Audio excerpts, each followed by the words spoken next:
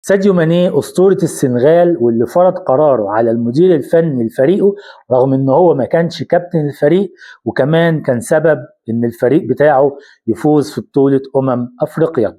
ساديو ماني ده أصر ان فريقه يلعب لآخر دقيقة في المباراة، وده بعد ما المدير الفني قرر الانسحاب بسبب قرارات التحكيم الظالمة والمشاكل كمان اللي حصلت قبل المباراة.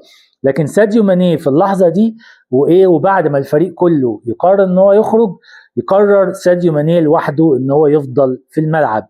ساعتها المدير الفني يطلب منه الخروج، لكنه برضه يصر على الرفض ويقرر ان هو هيلعب لاخر دقيقة.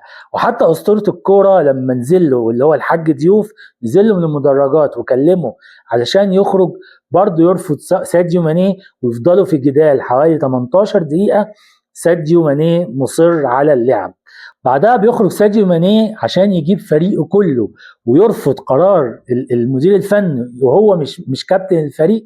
يخرج يجيب اللعيبة كلهم من الممر بتاع اللاعبين، وهو بيقول لهم كلمة تتكتب بمية الذهب، رغم ان هي اتقالت في لعبة كورة ممكن الكلمة ما تكونش مهمة، لكنه قال لهم عودوا الى المباراة وسنلعب كالرجال. ودي كلمة لو خدناها في حياتنا اكيد حياتنا كلها هتتغير للاحسن. يعني انا عايز اسال سؤال، ليه ما نعيش حياتنا بجد زي الرجاله؟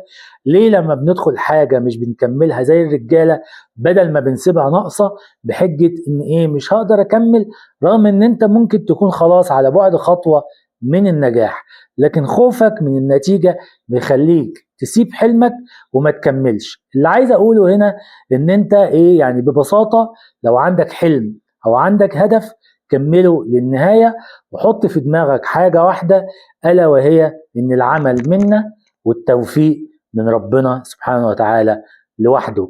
بس كده، دي كلمة كنت عايز أقولها بسبب اللي حصل امبارح في المباراة، وبسبب كلمة ساديو ماني، وبسبب إن هو يعني في النهاية كان سبب الفوز لفريقه وللمنتخب بتاعه. واشوفكم على خير، سلام.